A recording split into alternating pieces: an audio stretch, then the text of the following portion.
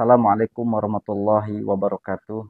Alhamdulillah wassalatu wassalamu ala Rasulillah Sayyidina wa Maulana Muhammad ibn Abdullah wa ala alihi wa sahbihi wa man walah la haula wa la quwata illa billah. Rabbi shrah li sadri wa yassir li amri wahlul 'uqdatam min lisani yafqahu qawli. Amma ba'd. Kaum muslimin, terima kasih sudah mengklik video ini. Mudah-mudahan pada materi kali ini kita semua bisa mengambil manfaat dan juga bisa mengambil faidah daripada apa yang insya Allah saya sampaikan.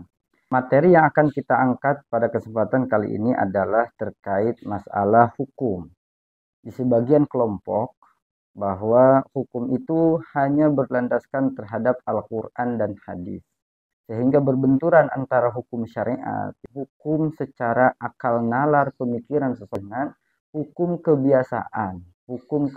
Oleh karena itu, kaum muslimin, kita perlu mengangkat materi dasar yang sangat penting bagi kita, sehingga kita harus memahami, dipaksa kita untuk memahami apa itu hukum dan terdapat berapa bagian hukum tersebut. Pada dasarnya hukum itu adalah isbatu amrin li amrin au nafyuhu anhu. Anda bisa lihat keterangannya di dalam kitab Kharidatul Bahiyah halaman 30, yakni menetapkan sesuatu terhadap sesuatu. Seperti contoh kita menetapkan asin terhadap garam, menetapkan rasa manis terhadap gula. Seperti contoh kita menetapkan bahwasanya panas terhadap api. Itu adalah isbatu amrin li amrin au nafyuhu anhu. Menetapkan sesuatu terhadap sesuatu atau menghilangkan sesuatu terhadap sesuatu. Contoh, menghilangkan sesuatu terhadap sesuatu, menghilangkan rasa pahit terhadap gula, misal. Itu adalah nafyuhu anhu.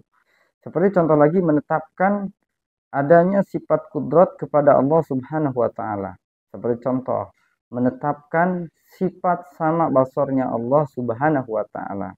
Nah, terkait hukum ini, maka hukum ini harus kita bagi agar supaya di antara hukum-hukum ini tidak saling berbenturan di antara yang satu dengan yang lainnya. Contoh, wajib. Wajib ini akan terbagi menjadi beberapa macam. Tidak semuanya wajib itu mayusabu ala fi'lihi wa yu'aqabu ala tarkihi, misal.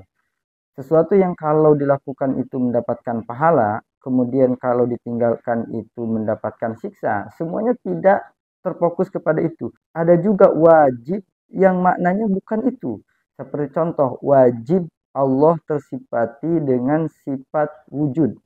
Wajib Allah tersifati dengan sifat kidam, bako, mukholafah, dan seterusnya. Wajib di sini bukan mempunyai makna diberikan pahala bagi orang yang mengerjakan. Ini akan rancu kalau diartikan dengan makna yang sama.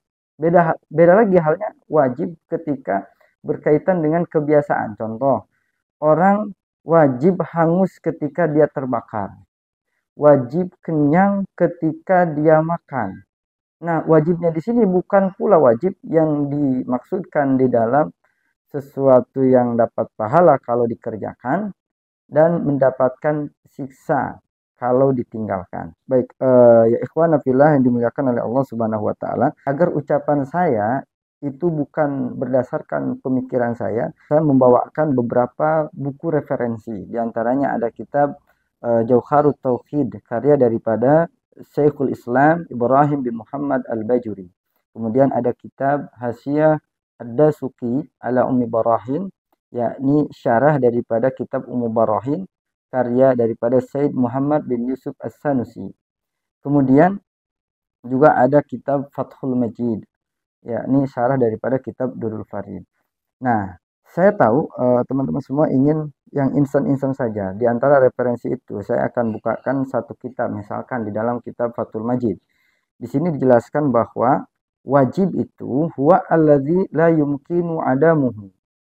Wajib itu huwa alladzi la yumkinu adamu. Sesuatu yang tidak mungkin tidak ada. Berarti wajib itu adalah sesuatu yang harus ada. Nah, wajib di sini menurut pandangan siapa? Sedangkan kita menemukan bahwa sholat itu wajib, puasa itu wajib. Wajib di dalam perkara sholat, di dalam perkara puasa itu bukan wajib yang dimaksud di sini. Oke. Maka para ulama membagi bahwa hukum itu nanti terbagi menjadi 3 bagian.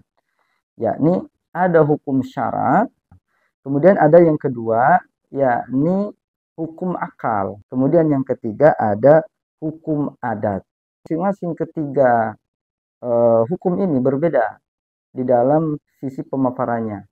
Kalau misalkan perkara yang wajib, wajib menurut syariat itu akan berbeda dengan wajib menurut akal. Dan akan berbeda pula dengan wajib menurut adat. Seperti contoh, wajib menurut syariat itu adalah ma yusabu ala fi'lihi wa yu'aqabu ala tarki. Sesuatu yang kalau dikerjakan itu mendapatkan pahala. Dan kalau ditinggalkan itu mendapatkan siksa. Wajib menurut syariat. Contoh, sholat hukumnya wajib. Kalau orang sholat mendapat pahala. Kalau orang tidak sholat dia akan mendapatkan siksa. Nah, itu namanya wajib menurut syara. Berbeda halnya dengan wajib menurut pandangan hukum akal. Seperti yang tadi saya baca. Ya, ini wajib huwa allazi la yumkinu adamu. Wajib itu menurut akal adalah sesuatu yang tidak mungkin tidak ada. Berarti sesuatu yang mesti ada.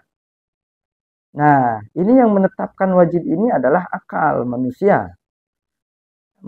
Yang menetapkan wajib ini adalah akal manusia. Pokoknya sesuatu yang mesti ada. Itu wajib menurut pandangan akal. Hukum akal ada 3. Wajib, mustahil, jaiz. Tapi kalau syariat nanti ada wajib, ada haram, ada sunnah, ada mubah, ada makruh. Kemudian adat ada wajib, ada mustahil, dan juga ada jaiz. Kemudian yang ketiga ada hukum adat. Hukum adat itu mirip seperti hukum akal, cuman bedanya begini. Kalau hukum akal itu pasti terjadi, tidak mungkin mukhalafah. Beda halnya dengan hukum adat. Kalau hukum adat itu bisa saja mukhalafah. Contoh, ketika seorang terbakar, kemudian dia itu tidak hangus. Nah, hangus karena terbakar, wajib. Hanya saja wajibnya menurut adat kebiasaan seseorang. Menurut adat, menurut kebiasaan. Nah, wajib menurut kebiasaan ini sah-sah saja, mungkin-mungkin saja ketika seseorang terbakar, tapi dia tidak hangus. Mungkin-mungkin saja ketika dia makan, kemudian dia tidak kenyang. Karena kebiasaan saja. Sedangkan kalau menurut akal, wajibnya itu mesti, lazim terjadi. Mesti terjadi. Contoh, Allah wajib tersifati dengan sifat kudrat. Allah wajib tersifati dengan sifat irodah. Allah wajib tersifati dengan sifat ilmu, hayat, sama, dan seterusnya. Nah, wajib di situ adalah wajib indal akli, sehingga wajibnya tidak mungkin mukhalafah. Tidak mungkin, udah pasti Allah tersifati dengan sifat tersebut. Begitu pula halnya Allah tersifati dengan sifat wujud.